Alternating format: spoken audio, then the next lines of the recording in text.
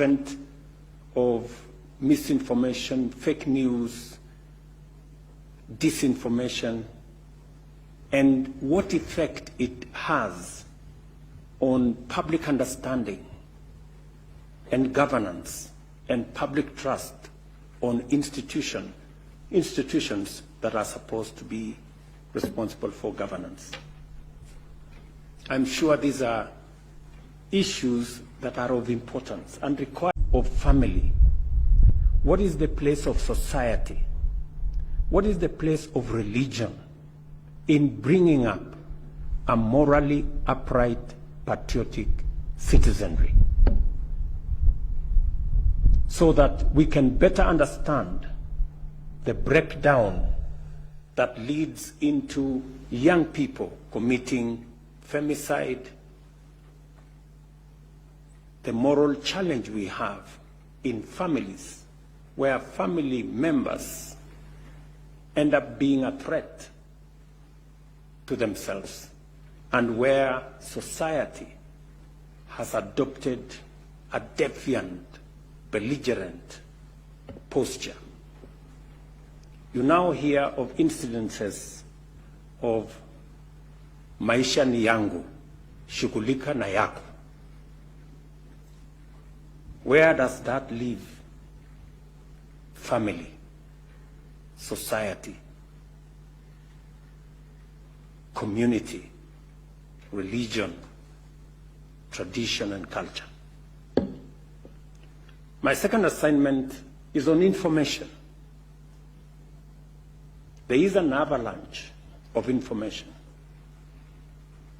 As I said yesterday, because of the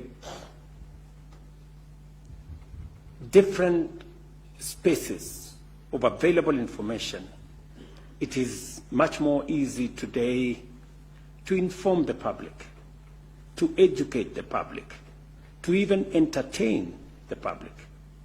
But also, equally, it is much more easy to misinform the public, to disinform the public, for fake news to travel miles before you know what the truth is.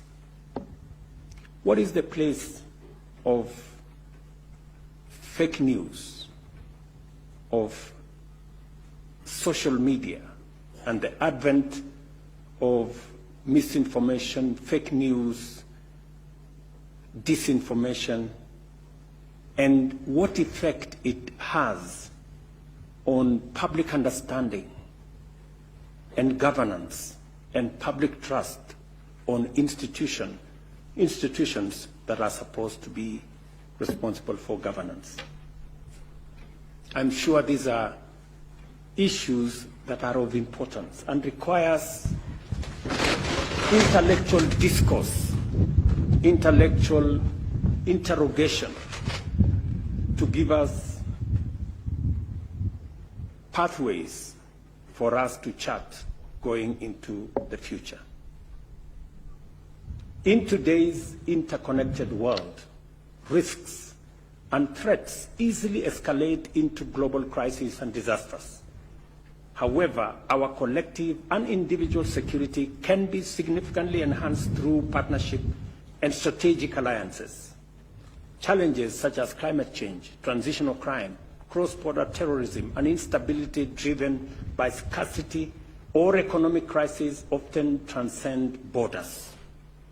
Kenya's security depends on the strength of our collaborative framework with regional neighbors and global allies.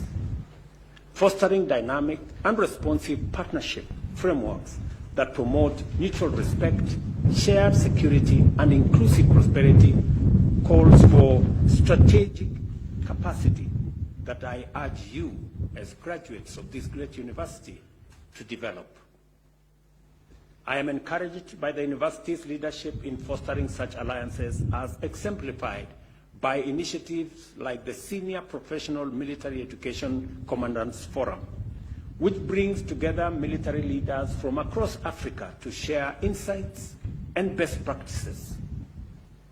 This kind of collaboration must be expanded and deepened to include a broader range of professionals and organizations, thereby enhancing our collective capability to address emerging security threats. There can no longer be any doubt that in the 21st century, technology underpins our defense strategies. Consequently, it is imperative that this university moves with urgency to establish itself firmly as a hub of security-related research and innovation, so as to consolidate Kenya's military capabilities while developing valuable